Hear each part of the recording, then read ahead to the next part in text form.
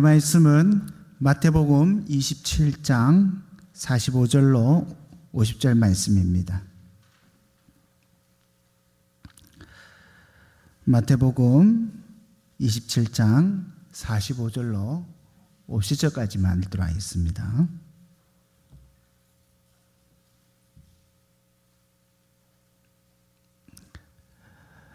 함께 교도하시도록 하겠습니다. 제6시로부터 온 땅에 어둠이 임하여 제9시까지 계속되더니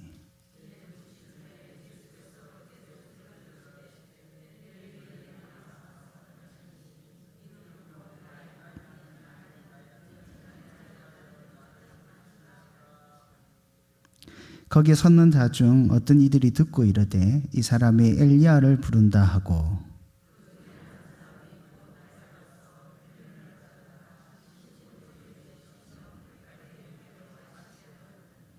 그 남은 사람이 이르되 가만두라 엘리야가 와서 그를 구하나 보자 하더라.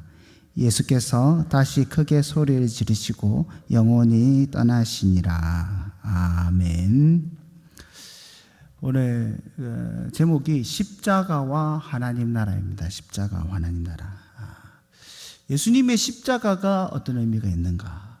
예수님의 십자가가 과연 나와 무슨 관계가 있는가에 대해서 오늘 한번 마태복음 말씀과 전체 사복음서 말씀을 통해서 한번 살펴보도록 하겠습니다. 우리 이 관계를 알기 위해서는, 좀 살펴보기 위해서는 먼저 출애굽으로 돌아가야 합니다. 출애굽을 돌아간 이유는 성경에서 계속 이제 출애굽을 하나님께서 하나님 백성을 구원하는 그러한 그림자, 모티브로 계속 설명하고 있습니다. 그래서 신약에는 이걸 엑소더스 모티브다라고 말합니다. 그래서 이게 이 중심으로 해서 하나님 나라 백성들의 구원함을 설명을 하고 있거든요. 그래서 오늘 그 출애굽기에 한번 돌아가서 한번 살펴보자면, 이스라엘 백성이 애굽에서 종살이를 하고 있습니다.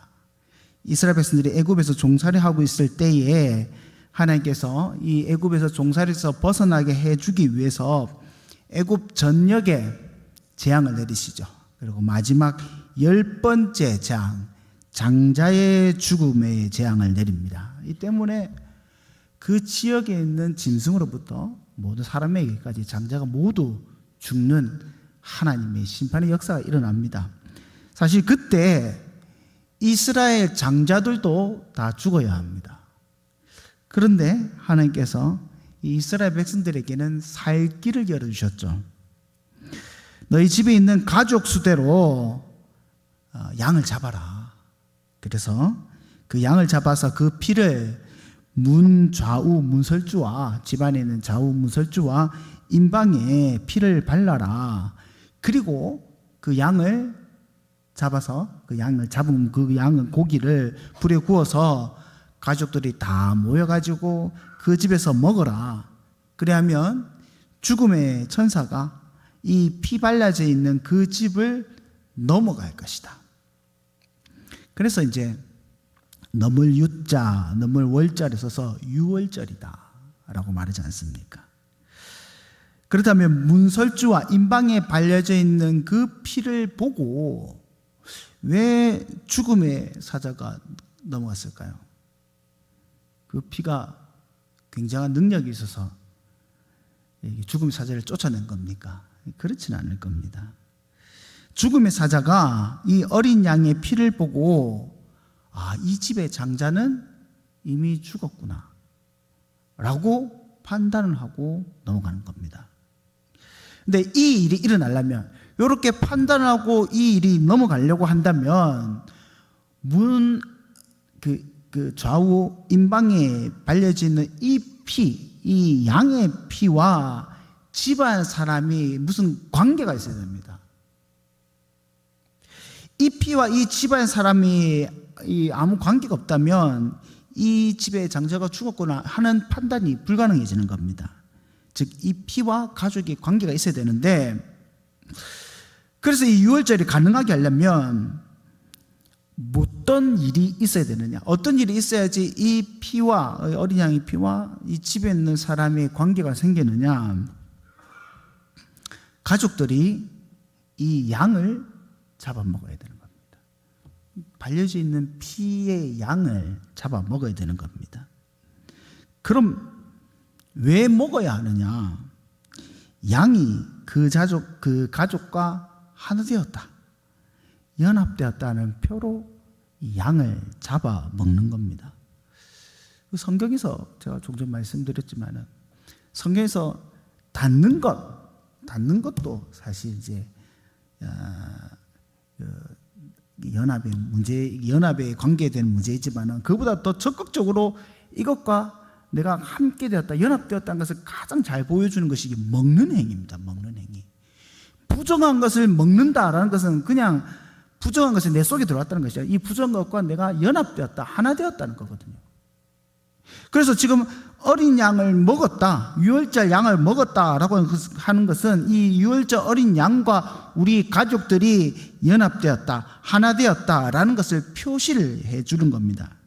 그래서 이 유월절 어린 양과 가족들이 다 하나가 되었을 때 이 발려져 있는 이 피가 그때서야 이게 효력을 나타내는 겁니다.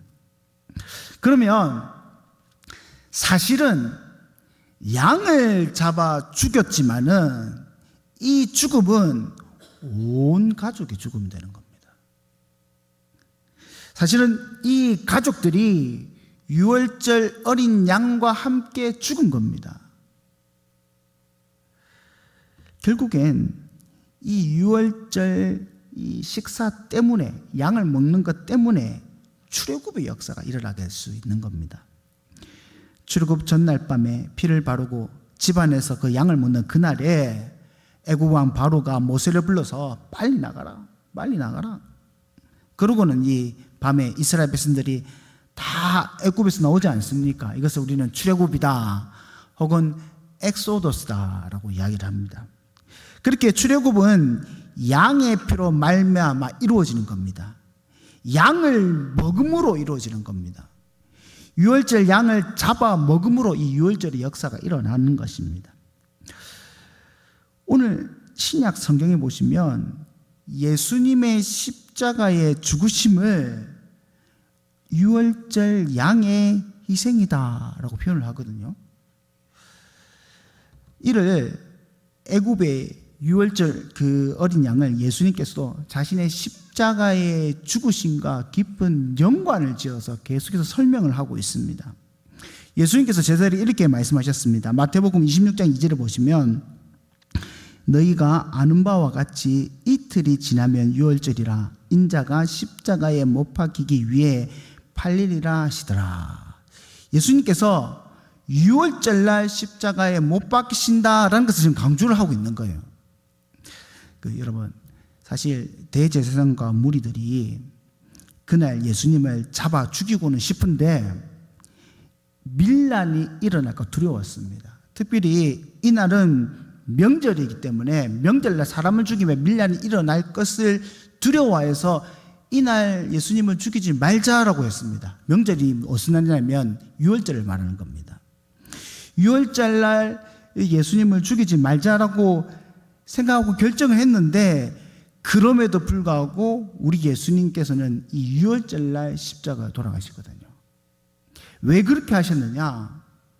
예수님의 죽으심이 유월절 양의 희생이다라는 것을 보여주는 겁니다.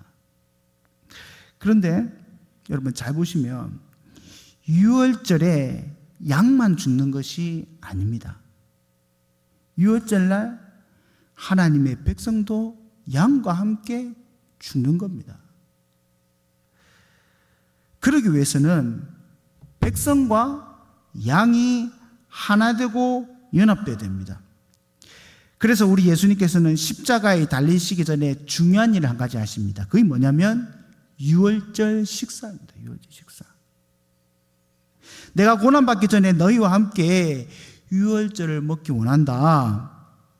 우리 예수님께서 너희와 함께 이 유월절 식사하기 원한다라고 하시고 이 제자들과 함께 유월절 식사를 하셨습니다. 유월절 식사할 때 뭘 먹어야 되겠습니까? 유월절 양을 먹어야 되죠.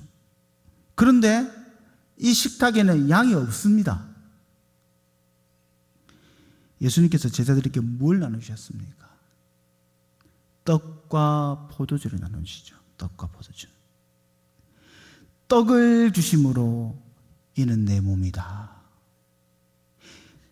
잔을 주심으로, 포도주를 주심으로 이는 내 피다 하면서 예수님 자신을 주셨어요. 유월절날 예수님의 살과 피를 먹은 겁니다. 여러분, 이단들 중에서 보면 지금도 유월절을 지켜야 된다는 이단들이 생각보다 많거든요. 안식교, 또 여호와의 증인, 또 하나님 어머니 교회, 아직도 유월절을 지켜야 된다고 주장을 합니다. 그래서 유월절 지키지 않는 너희 교회들은 거짓 교회다라고 설명을 하더라고요. 이게 잘 몰라서 이런 겁니다. 유월절 어린 양 우리가 어떻게 지킵니까? 성찬을 통해서 지키는 겁니다. 왜냐하면 유월절 어린 양은 그림자이기 때문입니다. 예수님을 예표하는 그림자이기 때문입니다. 이제는 실제가 오셔가지고 실제신 예수님을, 살을, 예수님의 피를 먹게 하셨기 때문에 우리는 이제 옛 그림자의 유월절을 지키는 것이 아니라 성찬을 지키는 겁니다. 그래서 예수님께서 유월절 어린 양 대신 자신을 이 살과 피를 떡과 포도주를 주심으로 우리로 하여금 먹고 마시게 하시는 겁니다. 유월절 식사, 유월절 양이 바로 예수님을 말하는 거죠. 왜 주셨느냐? 예수님께서 유월절 양이 되셔서 이 제자들과 함께 하나가 되신 겁니다. 연합을 하신 겁니다. 그리고 연합된 자들과 함께 십자가에 죽으신 겁니다. 제자들이 너희만 이것을 하지 말라라고 하시면서 어떻게 합니까? 주님 다시 오실 때까지, 그날까지 이것을 계속 행해라, 이 성찬을 계속 지켜라 라고 명령을 하시죠. 이게 무슨 말입니까? 앞으로 오는 모든 세대의 하나님의 백성들이 예수님의 십자가 죽으심에 동참하게 하기 위해서 이 일을 계속 행하게 하시는 겁니다.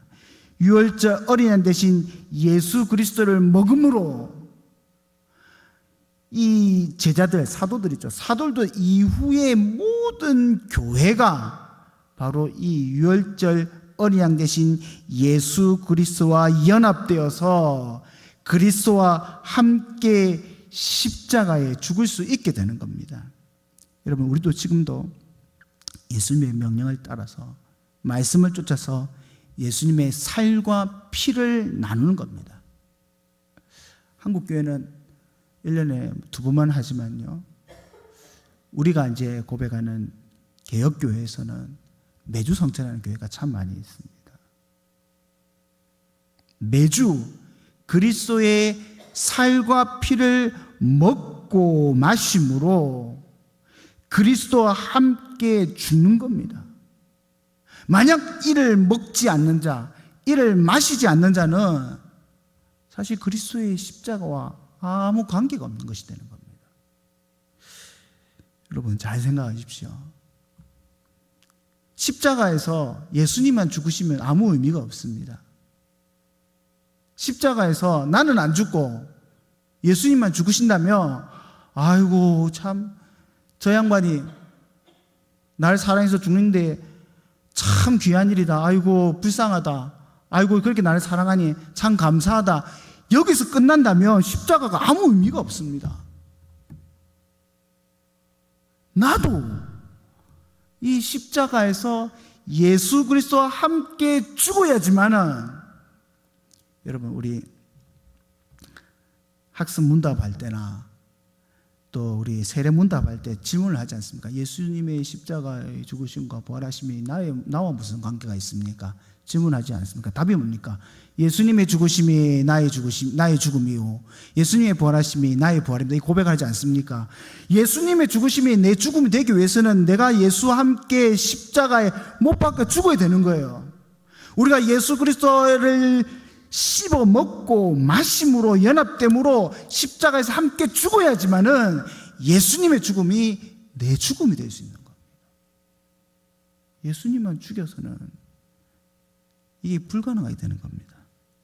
또 중요한 것은 우리가 예수님께서 유월절 어린 양으로 희생되심으로 우리가 예수님의 동참해서 뭐가 이루어지느냐, 이를 통해서 뭐가 이루어지느냐가 중요한 겁니다.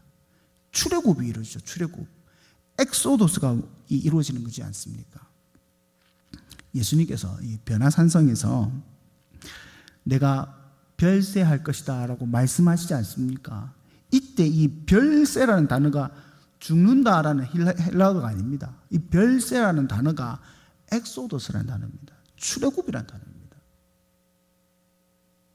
내가 십자가에서 너희들과 함께 엑소도스 한다, 출애굽한다라고 말씀을 하십니다. 그러면 우리한테 엑소도스가 일어났다, 출애굽이 일어났다, 이게 어디서 출애굽이 일어나는 겁니까? 어디서 빠져나오는 겁니까? 옛날 구약의 성도들은 바로의 손에서 원래 종되었지 않습니까? 바로의 종되었던 자들이지 않습니까? 그 바로의 종에서 누구의 종으로? 하나님의 종으로, 하나님을 섬기는, 하나님과 교제 나누는 종으로 엑소도스 하는 겁니다. 그러면 우리는 다 우리의 영혼이, 우리의 육신이 지금 누구의 종되었던 자들이었습니까? 로마서에서는 뭐라고 말하고 있죠? 우리가 죄와 사망의 종되었던 자들이라고 말하고 있지 않습니까? 우리는 다 죄와 사망의 종되었던 자들이고 사단의 종되었던 자리고 귀신의 종되었던 자들입니다. 그럼 우리는 엑소도스는 어디냐? 사단의 종되었던 우리가, 귀신의 종되었던 우리가, 죄의 종되었던 우리가, 그 권세의 종되었던 우리가 하나님의 종으로, 하나님의 섬기는 종으로, 하나님을 예배하는 종으로, 하나님의 백성으로서 하나님께서 빼내어 주셨다, 자유함을 주셨다. 이게 바로 오늘날 우리에게 엑소더스인 것입니다. 우리가 그 예수님께 동참함으로, 연합함으로, 하나됨으로 이 일이 이루어지는 겁니다.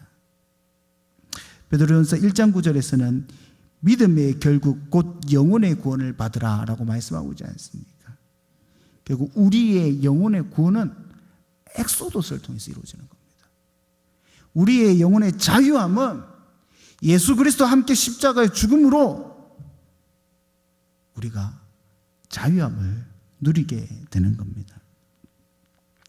내가 그리스도와 함께 십자가에 못 박히나니 예수님께서 과연 어떻게 되셨습니까? 예수님만 죽은 것이 아니라 우리도 예수님과 함께 십자가에 못 박혀 죽은 겁니다. 내가 그리스도와 십자가에 못 박혀 죽었나니 그런즉 이제는 내가 산 것이 아니라 내 안에 그리스도께서 사신 것이라. 이제 내가 육체 가운데 사는 것은 나를 사랑하사 나를 위하여 자기를 버리신 하나님의 아들을 믿는 믿음 안에서 사는 것이다. 내가 죽어야 되는 겁니다. 내가 예수님 안에서 사는 인생으로, 영생을 가진 인생으로 예수님께서 만들어주시는 겁니다. 사단의 종으로 사는 우리에게 그리스도에게 참 자유를 주신다는 겁니다. 그것이 바로 예수 그리스도의 십자가의 의미고, 예수님의 십자가가 내가 무슨 관계가 있는가에 대한 답이 되는 겁니다. 한 가지 더 살펴보도록 하기 원합니다. 또 한 가지 뭐냐면, 예수님께서는 이 고난을, 이 십자가를 가리켜 잔이다 라고 자주 말씀을 하십니다. 내가 잔을 받는다. 이게 굉장히 독특한 표현이거든요.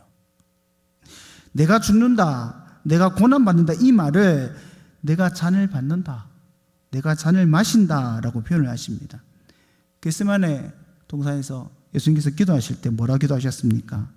내 아버지여, 만일 할만하시거든 이 잔을 내게서 옮기소서, 지나가게 없소서. 그러나 나의 원대로 하지 마시고 아버지의 원대로 없소서. 그렇게 기도하지 않습니까? 잔을 옮겨달라. 또 세데베의 어머니가 자기 두 아들을 위해서 예수님께 이렇게 요청하지 않습니까? 두 아들이 예수님께서 영광이 이르실 때에 하나는 주의 좌편에, 하나는 주의 우편에 앉게 해주십시오 라고 요청을 하지 않습니까? 그때 예수님께서 이렇게 대답하십니다. 너희가 구하는 것을 너희가 알지 못한다. 내가 마시려는 잔을 너희가 마실 수 있느냐? 여러분, 왜 예수님께서 예수님의 고난을, 십자가를, 잔을 받는다, 잔을 마신다 이렇게 표현하고 있는 겁니까? 왜냐하면 성경에 보면 이 잔이 무슨 잔이냐? 하나님의 진노를 담은 잔이고, 하나님의 심판을 담은 잔이고, 하나님의 분노를 담은 잔이기 때문입니다. 예레미야 25장에 보시면 하나님께서 자기 백성들에게 진노의 술잔을 마시게 하겠다. 이 잔을 받으니 유다 성읍과 고관들과 관리들과 왕들이 다 멸망하고 놀림과 비웃음거리와 저주가 당할 것이다 라고 말씀을 하고 있습니다. 모두가 다 하나님의 언약의 심판을 말씀하시는 거죠. 하나님의 심판은 하나님의 진노의 잔이다 라고 말씀을 하고 있는 겁니다. 거역하고 배역하고 오만한 백성을 심판하실 때 하나님께서 이 잔을 마시게 하는 겁니다. 그래서 이 잔을 받은 백성은 어떻게 됩니까? 멸망과 놀림과 비웃음과 저주 가운데 빠지게 되죠. 굶주림과 기근과 재난을 당하게 되는 겁니다. 아니, 예수님께서 악하고 폐역하고 오만한 백성도 아닌데 왜 이 하나님의 진노의 잔을 받으셔야 하는 겁니까? 이 잔은 사실 우리가, 저와 여러분이 이 잔을 받아야, 이 잔을 마셔야 하는 잔입니다. 우리가 이 잔을 받음으로 하나님의 무서운 저주와 심판과 분노와 형벌을 받아야 되는데 오늘 그 잔을 예수님께서 대신 받으시는 겁니다. 예수님은 하나님의 아들이시니까 이 잔을 쉽게 받지 않겠나? 그렇지 않습니다.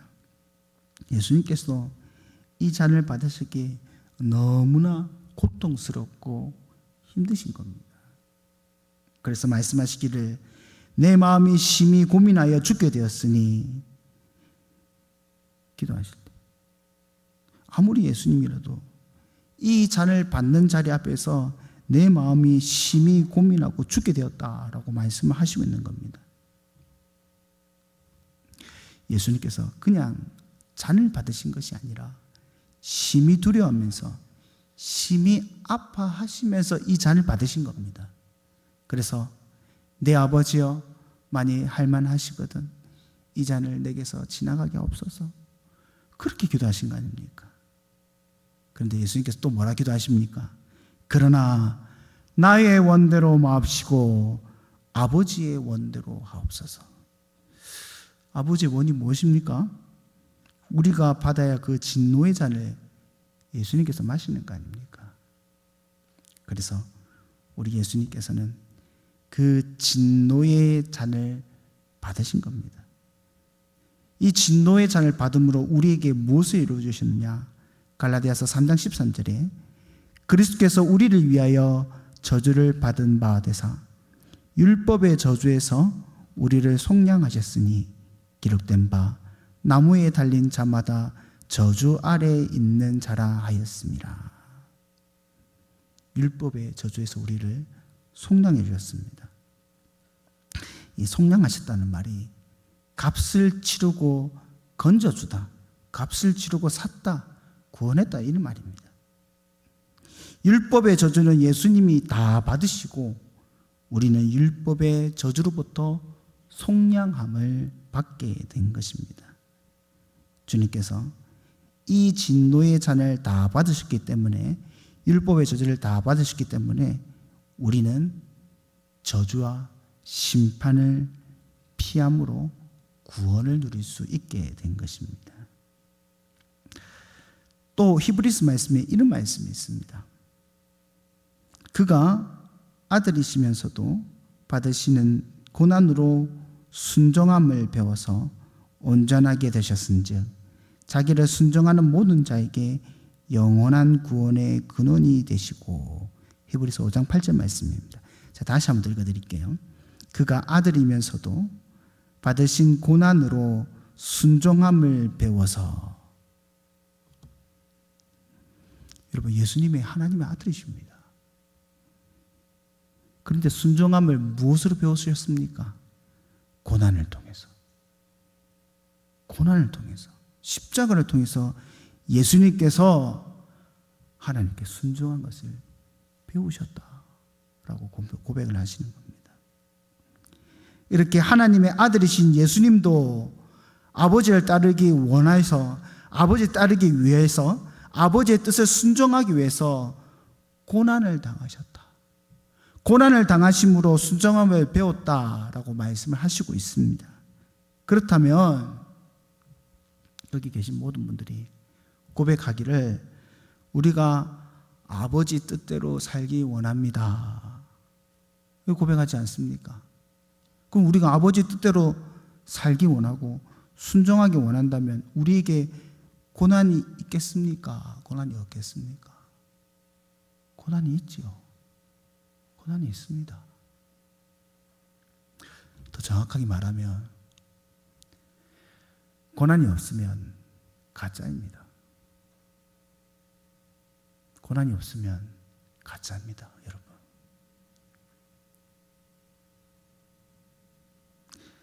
하나님께 순종하며 나아간 자는 반드시 고난을 통해서 배울 수밖에 없습니다. 다른 방법이 없습니다. 예수님 믿으니 여러분 인생이 편해지고 아무 문제 안 생기고 모든 게 술술술 잘 풀렸습니까? 아니죠. 예수님 믿으니 고난을 받으시죠. 예수님 믿으니 핍박을 받으시죠. 예수님 믿으니 손해를 보시죠. 예수님 믿으니 여러 가지 어려움이 더 닥치지 않습니까? 왜 그렇습니까? 우리는 이를 통해서 순종함을 배웁니다. 순종함을. 겸손함을 배우고 순종함을 배우기 때문입니다. 그래서 고난을, 내가 예수 믿고 고난을 한 번도 경험한 적이 없습니다. 나는 전혀 고난이 없습니다. 그거 진짜 제가 말씀드리는데 곰곰이 생각해 보셔야 됩니다. 내가 진짜 예수님 믿고 있나? 내가 진짜 하나님 앞에 순종하려고 하는가? 고민을 많이 하셔야 됩니다. 그런데 예수님 믿으니 내 앞에 고난에 고난이 닥쳐온다. 내가 진짜 예수를 제대로 믿고 있구나. 내가 진짜 하나님께 제대로 순종하고 있구나. 이렇게 판단하시면 됩니다. 그럼 우리가 고난받을 때 예수님은 하나님 우편에서 가만히 계십니까? 그렇지 않습니다. 히브리서 2장 18절에 그가 시험을 받아 고난을 당하셨은즉 시험 맞는 자를 능히 도우실 수 있느니라. 예수님께서 가만히 계시는 것이 아니라 우리를 도와주십니다. 우리를 도와주십니다. 시험을 당하는 자들, 고난을 당하는 자들, 우리 예수님께서 도우신다라고 말씀하시고 하나님 나라가 가까울 때까지 믿음 지키도록 도와주시고 하나님을 경외하고 사랑할도록 믿음 지키고 할 수 있도록 하나님께서 도와주신다라고 말씀하고 있습니다. 개인뿐만 아니라 교회도 마찬가지입니다. 사랑하는 성도 여러분, 교회가 제대로 순종하면 고난을 받습니다. 일이 술술술 잘 풀린 게 아니라 고난을 받고 핍박을 받고 수모와 수치를 당하고 그 와중에 교회가 연단되고 겸손해지고 이 고난의 끝자락에 가서야 진짜 하나님 앞에 순종의 열매를 맺을 수 있게 되는 겁니다. 오늘 말씀을 마무리하기 원합니다. 여러분, 예수님의 십자가와 내가 무슨 관계가 있습니까? 예수님께서 십자가를 지심으로 나를 사단의 손에서 하나님의 종으로 해방시켜 주셨습니다. 성찬으로 나를 예수님과 연합시켜 주심으로 예수님과 함께 죽게 하셨습니다. 또한 내가 받아야 할 그 저주와 심판을 예수님께서 다 받으시고 우리에게 복과 자유를 주셨습니다. 그리고 또한 우리도 이 고난에 동참하게 하심으로 하나님 앞에 참 순종의 열매를 맺게 하시는 겁니다. 이것 외에도 십자가와 그 고난에 대한 의미들이 얼마나 많이 있습니까? 우리가 날마다 그 십자가를 묵상하고 십자가와 함께 고난을 당하고, 혹시 그런 성도님도 오셨으면 좋겠습니다. 그 천주교에서 보면 이 고난에 동참한다고 어떻게 합니까? 자기가 직접 십자가를 짊어지고 돌아다닙니다. 실제로 자기의 몸을 갖다가 십자가에 매달아 가지고, 그게 십자가의 고난에 동참한 것은 아닙니다. 그렇게 말고 하나님 주시는 고난에 우리가 정말 동참함으로 정말 마지막에 내 모든 것을 하나님 앞에 내어놓는 순종하는 귀한 열매 맺을 수 있는 교회와 성도님 되시기를 주님의 이름으로 간절히 소망합니다. 우리 함께 기도하시겠습니다. 십자가로 사단에게서, 귀신에게서 종되었던 우리를 빼내어 주시고 하나님 자녀 삼으시고 천국 백성 삼아주신 것을 감사드립니다. 우리가 받아야 할 무서운 진노와 심판을 주님께서 다 받으셔서 우리에게 복과 자유를 주심 또한 감사드립니다. 우리가 주님의 십자가의 사랑과 은혜가 우리 가운데 희미해져가고 옅어져가고 십자가의 감사와 감격을 잃어버리고 살지 않는지 우리가 함께 뒤돌아보길 원합니다. 우리가 오직 그의 십자가를 단단히 붙잡아서 그리스도와 함께 죽는 것을 두려워하지 않게 하시옵시고, 그리스도와 함께 고난받기를 자청하며 온전한 순종의 열매 맺기를 소망하는 성도들 될 수 있게 하여 주시옵소서. 하나님께서 오늘도 주의 십자가를 붙들고 나가는 모든 성도들 가운데 하나님께서 은혜를 주실 줄 믿사오며 이 모든 것 예수님의 이름으로 기도드리옵나이다. 아멘.